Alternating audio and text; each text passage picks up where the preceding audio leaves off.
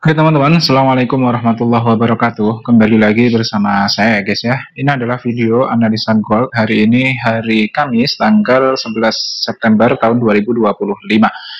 Nah, di sini kita akan coba menganalisa ya guys ya, apa yang kemungkinan terjadi di gold hari ini.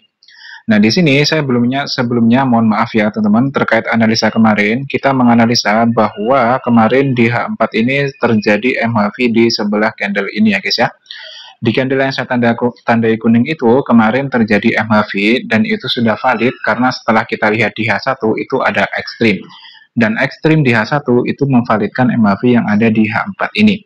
Nah, kemudian kemarin saya mengatakan bahwa MAV itu minimal banget akan menuju ke mid BB. Tapi faktanya kemarin malah dia nggak menuju mid BB langsung, tapi sempat naik. Tapi guys, di sini kalau kalian perhatikan, walaupun dia naik sampai ke area EMA 5, EMA 10 high, dia tidak mampu menembus ya teman-teman. Jadi dia tertahan di area sini dan dia sekarang turun lagi. Kemungkinan besar dia akan menuju ke mid BB di area sini ya guys ya, untuk menjemput tujuan dari candle kuning ini, yang mana itu adalah tujuan dari MAV yaitu mid BB.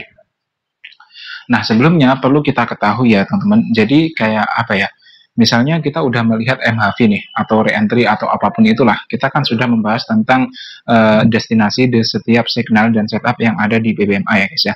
Misalnya kalau di contoh ini, ketika kita melihat MHV, itu kan berarti kita udah tahu nih, dia pasti akan menuju ke mid BB, karena destinasi dari MHV adalah ke mid BB.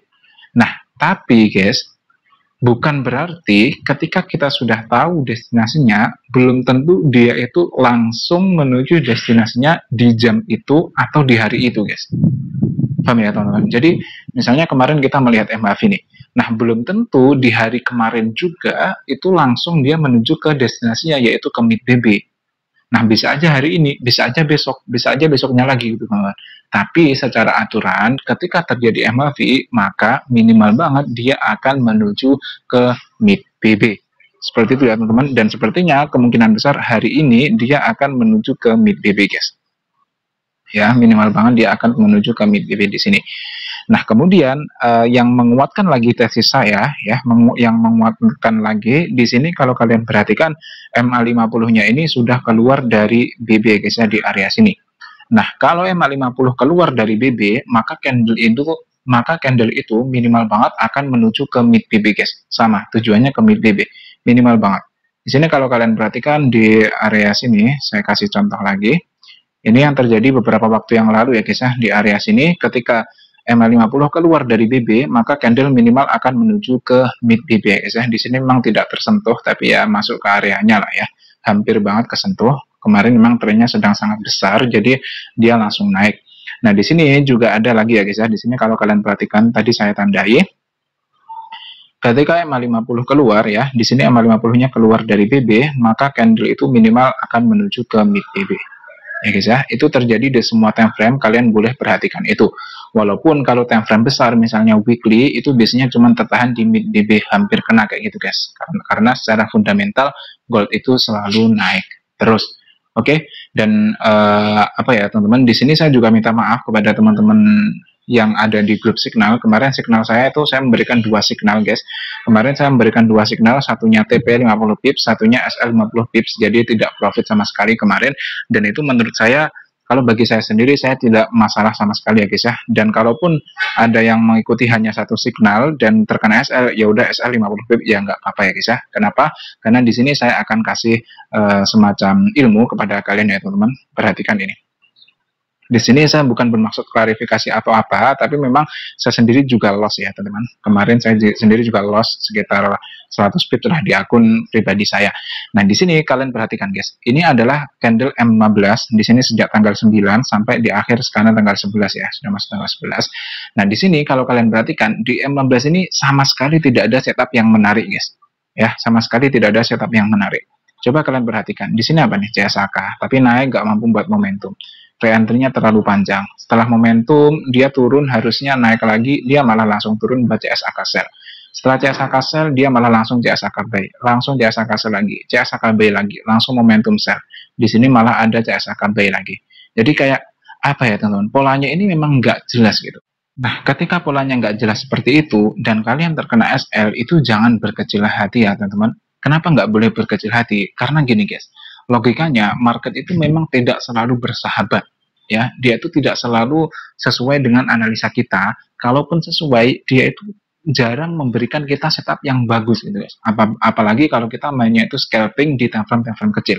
Coba kalian perhatikan guys, di M15 ini ada apa ya guys? Nggak ada apa-apa gitu loh. Momentum ya cuma satu, setelah itu re-entry nggak valid, CSAK malah bolak-balik nggak jelas gitu guys. Jadi ini memang market-market yang tidak bagus.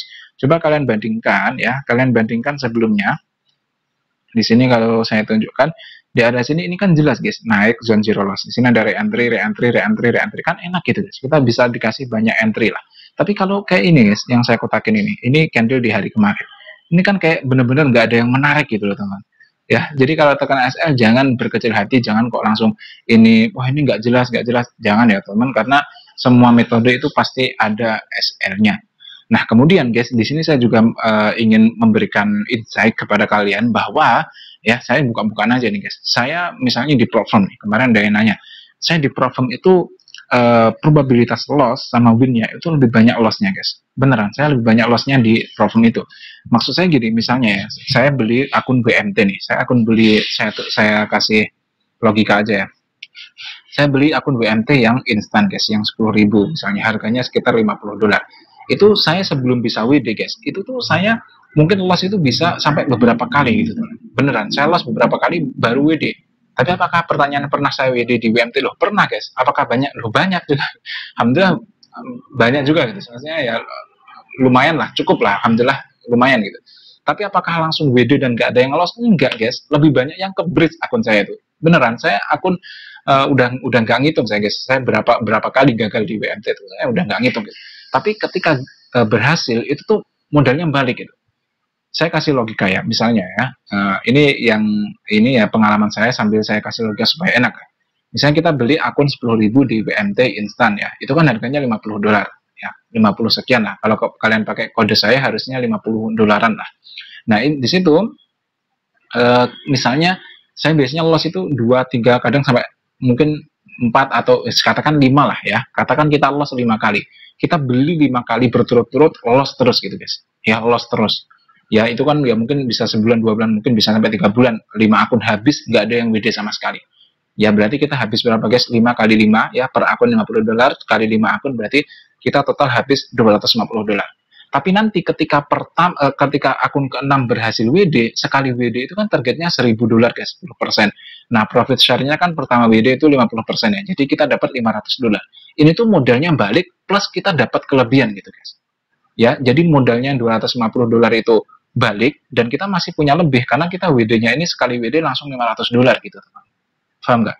Apalagi bahkan saya itu mikirnya guys ya, saya itu mikirnya kalaupun WD-nya ini nggak berhasil nutup, cuman apa ya, mungkin BEV lah dapatnya $250 doang gitu, itu pun saya nggak nyesel guys. Kenapa? Karena saya dapat ilmu gitu. Jadi masa kalian dapat apa ya, gagal 5 kali nggak dapat ilmu sama sekali kan nggak mungkin gitu. Misalnya kita dapat ilmu guys. Bahkan saya di Profirm itu saya batasi sehari itu saya enter cuma 1 kali doang, jadi akun saya itu awet teman-teman ya. Kalaupun gagal itu mungkin gagal sebulan baru gagal gitu. Dan kalau gagal sebulan, saya dalam sebulan tuh udah dapat ilmu banyak gitu. Oh kenapa kemarin gagal? Oh kenapa ini berhasil TP? Kok ini SL? Akhirnya nanti di akun kedua saya belajar lagi. Kok gagal lagi? Ya nggak apa-apa, ilmu saya nambah lagi. Nanti di akun selanjutnya kalau berhasil WD, modalnya balik semua guys. Ya. Terus logikanya lagi guys, kalau itu kan di akun 10.000, kalau kalian di akun 100.000 berhasil WD, profit share-nya 50%, kalian dapat $5.000 guys, 80 juta ya. Sekali WD gitu. Nah itu memang itu proses ya guys, jangan kalian langsung beli akun $100.000, jangan ya. Itu untuk logika saja supaya teman-teman tahu bahwa saya sendiri pun loss gitu guys. Kalian kalau melihat orang yang 1 juta di flip jadi 30 juta, ya Allah. Apakah saya percaya? Saya percaya guys, tapi saya nggak percaya kalau itu bisa konsisten. Nggak bakal bisa konsisten guys. Ya mungkin per hari ini mungkin pas dia hoki dapat news NFT misalnya kemarin dia naik sangat tinggi itu 1 juta jadi 30 juta, saya yakin bisa-bisa aja mungkin gitu. Tapi apakah yakin per hari dia bisa dapat kayak gitu ya? Sekarang 1 juta jadi 30 juta, besoknya lagi bisa kayak gitu lagi, besoknya lagi bisa kayak gitu, konsisten kayak gitu, itu hampir mustahil. benar hampir sangat sulit guys. Ya jadi ya itu saya memberikan logika saja, semoga membantu. Dan nah untuk analisa hari ini intinya kemungkinan besar akan turun ya guys ya. Di sini mohon maaf saya banyak tancing tadi ya. Sini kalau kalian perhatikan di H1 ini kemungkinan besar nanti akan membuat momentum sell ya. Kalau dia berhasil membuat momentum sell di H1 dan dia harus valid, kalau cara memvalidannya adalah melihat adanya CSAK di H4 ya guys ya. Jadi nanti jika di H1 tadi ada momentum sell dan di H4 ada CSAK sell nantinya, maka dia akan turun ke area low BB di time frame H4 guys, di area sini. Ya kita akan coba nyari sell. Kemungkinan besar saya akan nyari sell hari ini di grup ya teman-teman. Oke, mungkin cukup sekian dulu. Akhirul kalam, terima kasih. Mohon maaf sebesar-besarnya apabila banyak kesalahan. Assalamualaikum warahmatullahi wabarakatuh.